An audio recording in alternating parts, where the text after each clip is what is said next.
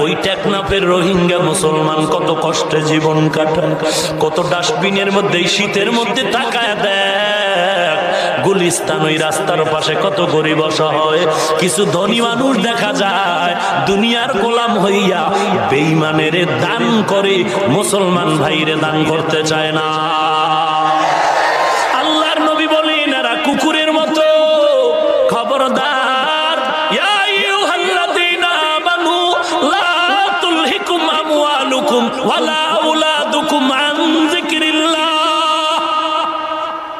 ওরে মুমিন সাবধান, সম্পদ আর সন্তান থেকে সাবধান। এরা যেন তোমাদেরকে ধ্বংস করে আল্লাহর জিকির থেকে গাফেল করে না।